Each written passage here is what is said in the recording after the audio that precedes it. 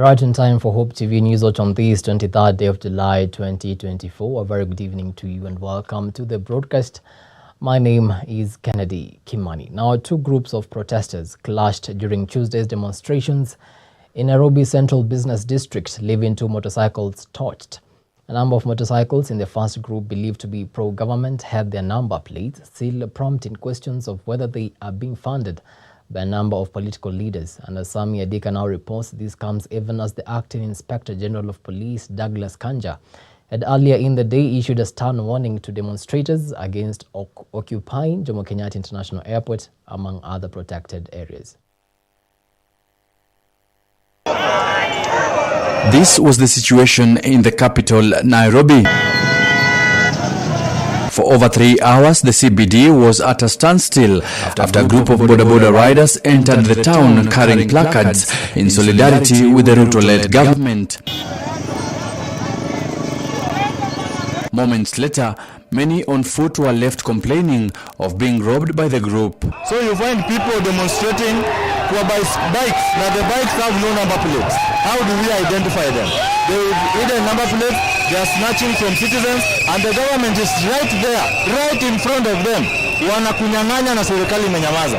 Wanakuibia simu na serikali haishtuki. Lakini mwananchi wa kawaida akikuja hapa to invoke prohibitions of Article 37, the freedom of assembly, peaceful picketing and presenting petitions to public officials, which is not fair. The situation escalated as the police were watching from a distance, leading to a conclusion that the riders were funded by certain political leaders to scare away anti-government protesters. Unaibiwa simu mbele ya askari. Pale GSU wamesimama na bunduki.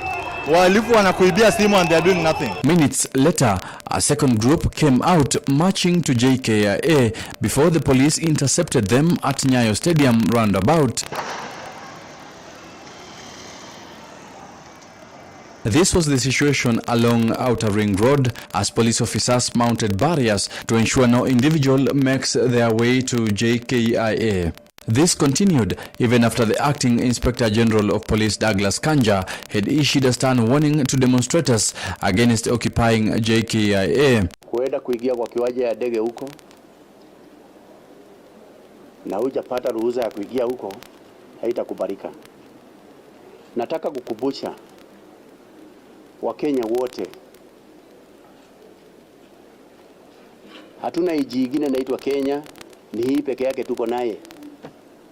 Na sisi wote tuko na jukumu ya kuona ya kwamba nchi yetu iko sawasawa na iko na amani ya kutosha. In his press address earlier in the day, Kanja also urged police officers to continue discharging their duties diligently and ensure peace prevails.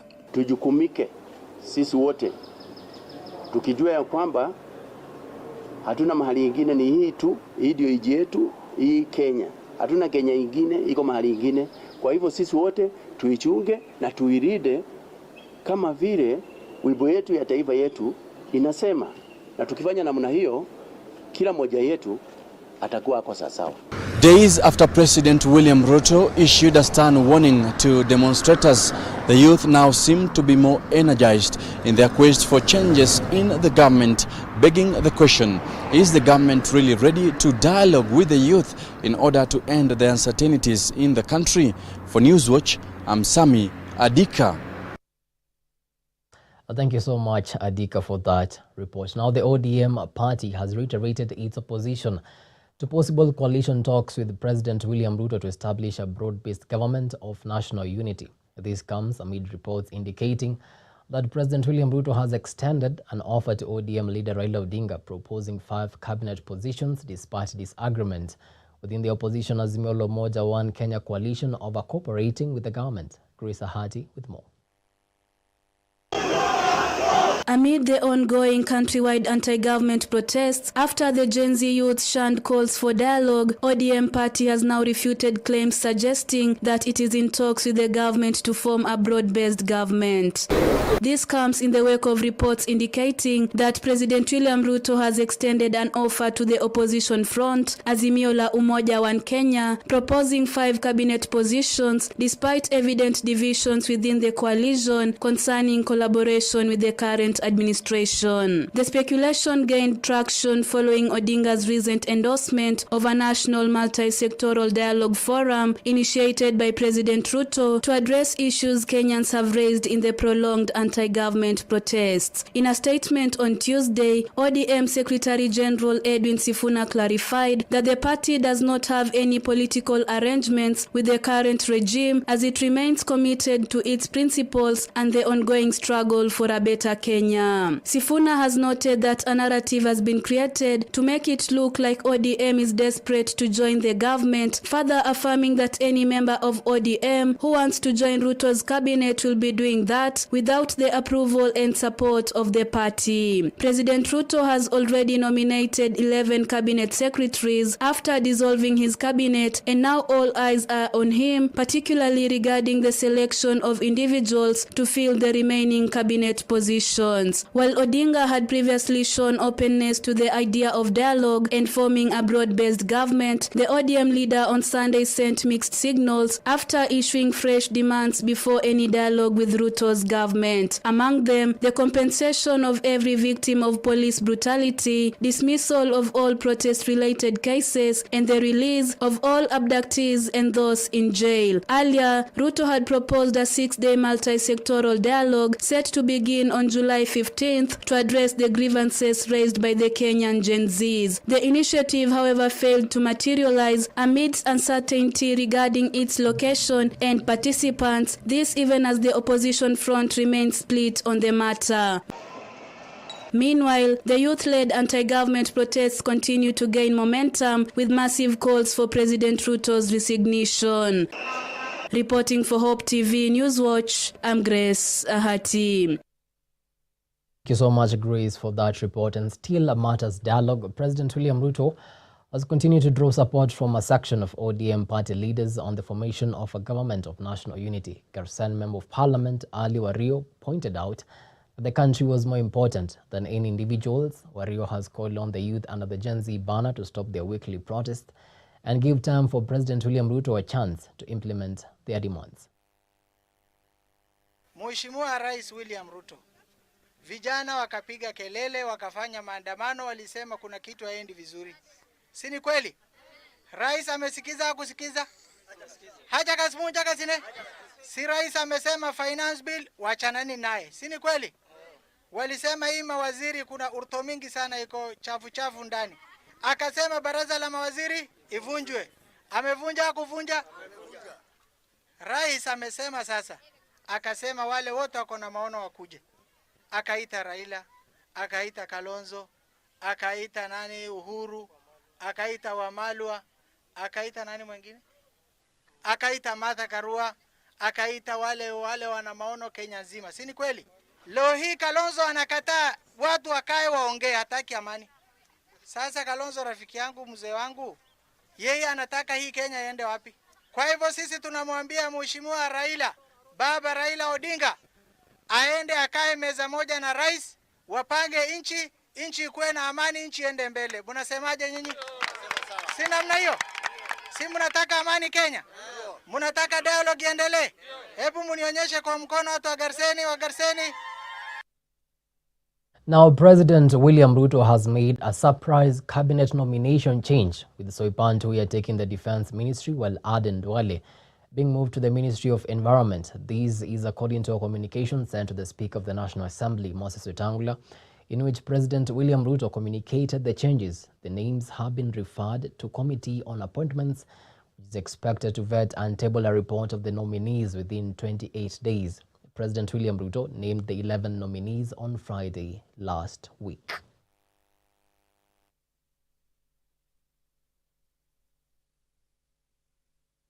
The High Court has extended orders barring the task force appointed by President William Ruto to audit the public debt. On the 9th of July, the High Court blocked the task force from embarking on the job following a petition challenging its legality. In the petition, parties challenging the establishment argued that the president had no such powers, and by establishing the task force, he had operated outside the constitution. They further argued that the responsibilities and functions of the task force outlined in the Gazette notice clawed on the roles of the Auditor General. The task force was to present its report within 3 months following the court's latest decision. The matter is set to be mentioned on the 18th of September 2024.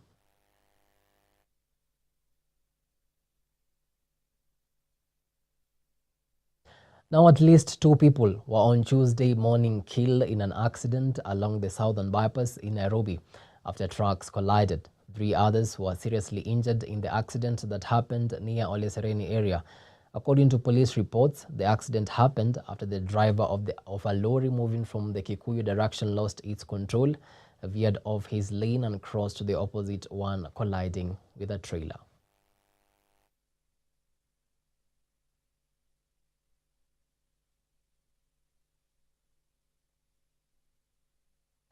Faith Wanyama has been crowned Miss Earth Kenya 2024 and will represent the country at the Global Miss Earth pageant in September 2024. Faith Wanyama's crowning as the Miss Earth Kenya 2024 came after 2 days of boot camp that saw her fend off competition from 8 other contestants who had been selected into the finals after a public call for participation that saw 3,000 applications.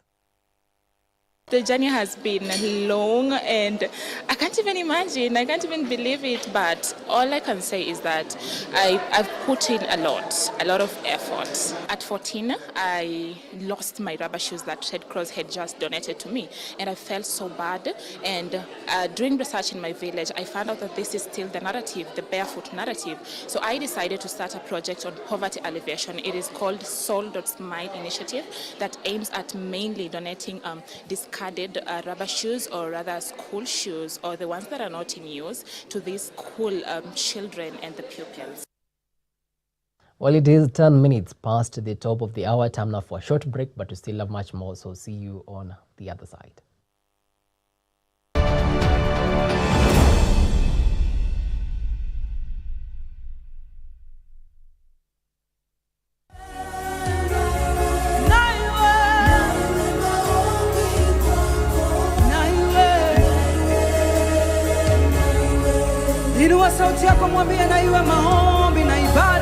Hello there, praise the name of the Lord. My name is Evelyn Wanjiro. To get Naiwe Maombi as your skiza tune, SMS skiza 8830022 to 811. Hope Skiza, spreading the hope.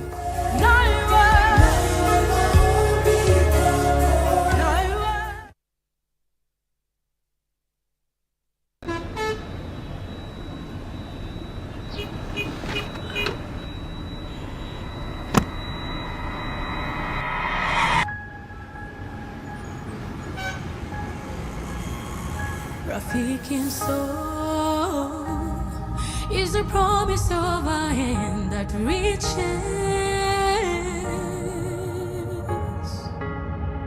and goes beyond what angaza tumaini kote.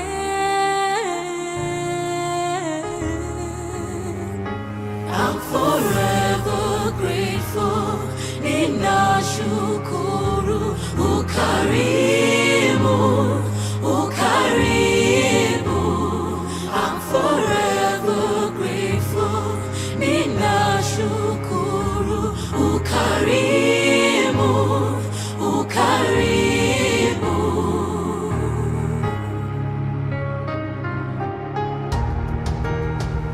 Rafiki soul is a promise of a hand that reaches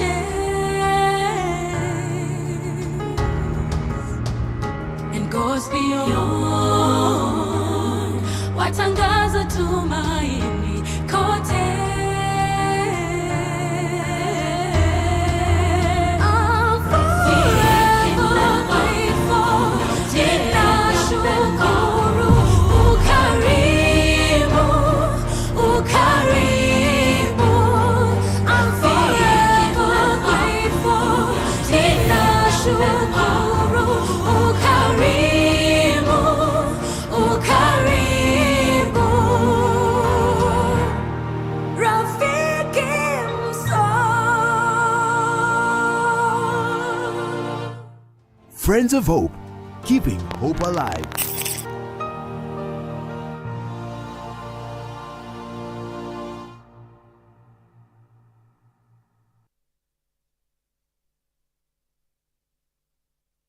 Thank you for choosing Hope TV, the channel that brings you hope, entertainment, and inspiration. We value you and would like to serve you better. Talk to us by scanning this QR code on your screen or go to our social media page at Hope TV Kenya and click on the survey link by the name Hope TV Survey. It will just take a few minutes but means the world to us. We value your feedback. Hope TV, look and live.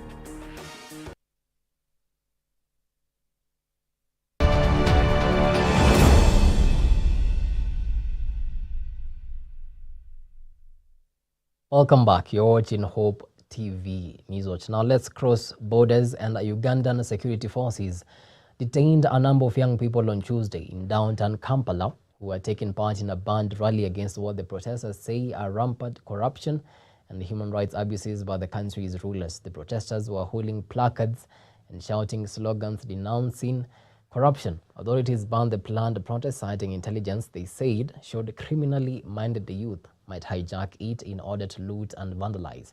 Soldiers and police were deployed around the parliament building and in the center of the Ugandan capital with the aim of deterring any protesters.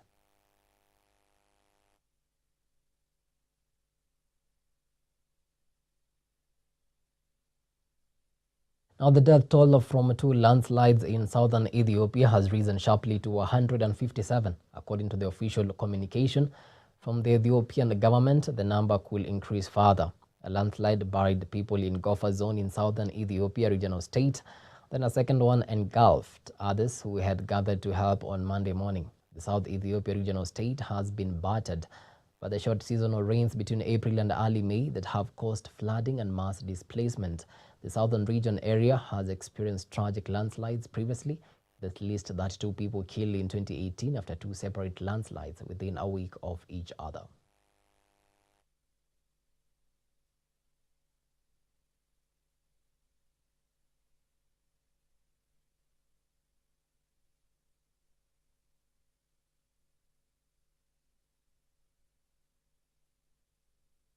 U.S. Vice President Kamala Harris appears poised to clinch her party's presidential nomination after receiving enough support from Democratic delegates, launching a blistering campaign against Donald Trump. The formal nomination process for a U.S. presidential candidate occurs when delegates from across the United States gather to officially anoint a nominee chosen by voters during the primaries. Harris has been the party's presumed nominee after President Joe Biden withdrew from his re-election campaign on Sunday following weeks of party acrimony and internal polls that showed his support collapsing in a battle against Republican rival Donald Trump. Predators who abused women, fraudsters who ripped off consumers, cheaters who broke the rules for their own gain. So hear me when I say, I know Donald Trump's type. Together we fight to build a nation where every person has affordable health care, where every worker is paid fairly, and where every senior can retire with dignity. All of this is to say, building up the middle class will be a defining goal of my presidency. Now, the county government of Embu has embarked on a program to assist farmers diversify their income streams through adoption of high-value crops and animals that offer more value on smaller farming budget. Embu Governor Cecily Mbarire says the economy of Embu depends largely on agriculture, and it is important to help farmers secure other viable alternatives to crops such as tea, coffee, maize, and beans that have proven to be unreliable at times. We want to diversify the source of income for our farmers. We have seen our farmers focusing a lot on tea and coffee, and we want them to be able to have another crop that they can depend on, so that at any one time in the year, if you're not making money from your coffee or your tea, you're also making money from your avocado, you're making money from your macadamia, and probably from your honey. So we want farmers to be able to have a source of income all year round Hii initiative tumeichukulia kwa njia ambayo ni mzuri sana, kwa sababu wakulima wamekuwa hapo kitambo wakitegemea kulima zao moja, lakini sasa tumeona mambo ya kufanya diversification. Kama huku kwetu unalima kahawa, unalima manjani chai, unalima makandamia na pia unalima avocado. Na tumeona hiyo inaweza kusaidia wakulima sana. Moving on swiftly, and Faulu Microfinance Bank has launched its highly anticipated money market fund, which gives its customers access to flexible and profitable investment opportunities. The fund is a collective investment scheme that is registered with the Capital Markets Authority and invests in money market instruments such as short-term government securities, bank deposits, and high-grade corporate issue securities. We are here today to officially launch the Faulu Money Market products. It's a product just cater for everyone in the society. There is no limit in terms of how much you can invest in it, but also it doesn't have restrictions in terms of how low you can start. You can start from as low as 1,000 shillings just to open your Faulu Money Market. The benefits of the two organizations, Old Mutual and Faulu, is actually to entrench our IFS strategy, integrated financial services ambition of providing all financial services under one roof. As you well know, Faulu is a bank, provides all banking solutions and products, and Old Mutual is a financial services group which provides short-term insurance, long-term insurance, and investment management services.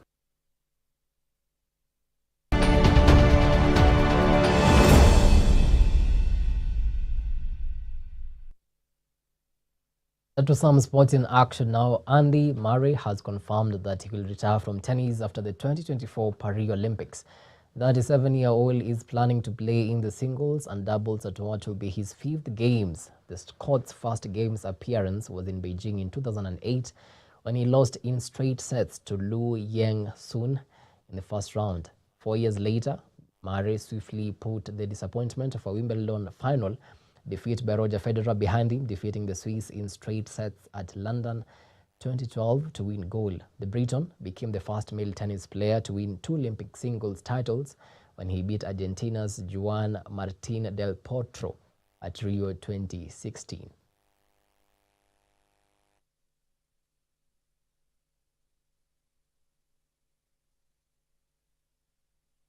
Well, sports is done, so is the news tonight. With that, we come to the end of our news tonight. Many thanks to you for making time to watch Hope TV Newswatch.